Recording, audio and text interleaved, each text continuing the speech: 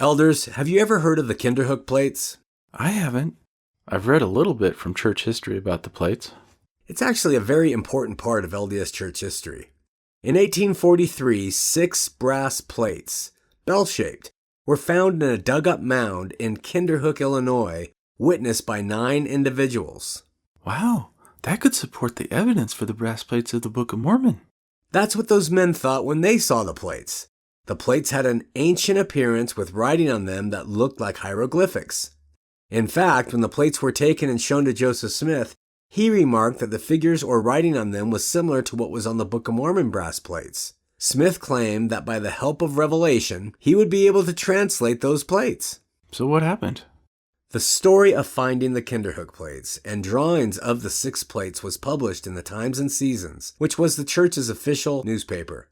Joseph was an editor and surely would not have allowed the story to be printed if it wasn't true. In time, Joseph Smith claimed that he actually did translate a portion of the plates. How do we know for a fact that he translated the plates? It comes from William Clayton's diary, who was Joseph Smith's private secretary. In the LDS History of the Church, Volume 5, page 372, Joseph Smith is documented as saying, "I inserted facsimiles of the 6 brass plates found near Kinderhook. I have translated a portion of them and find they contain the history of a person with whom they were found.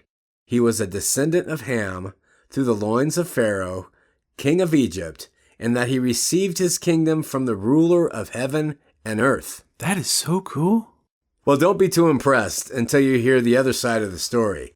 13 years later, on April 25, 1856, W.P. Harris, who was one of the 9 witnesses to the discovery of the plates, wrote a letter in which he admits the plates were forgeries.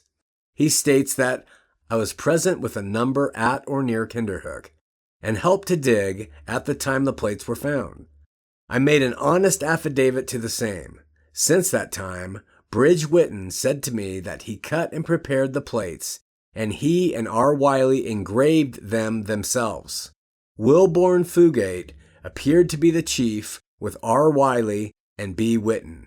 How do we know that W.P. Harris, who wrote that letter, was telling the truth about the plates being a forgery? Because on June 30th, 1879, Wilborn Fugate, who was mentioned as chief of the 9 witnesses, wrote a letter in which he admitted his part in the hoax.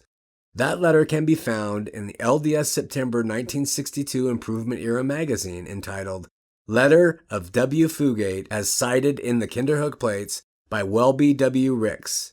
Mr. Fugate states, "I received your letter in regard to those plates and will say in answer that they are humbug, gotten up by Robert Wiley, Bridge Whitten, and myself. We read in Pratt's prophecy that truth is yet to spring out of the earth. We concluded to prove the prophecy by way of a joke."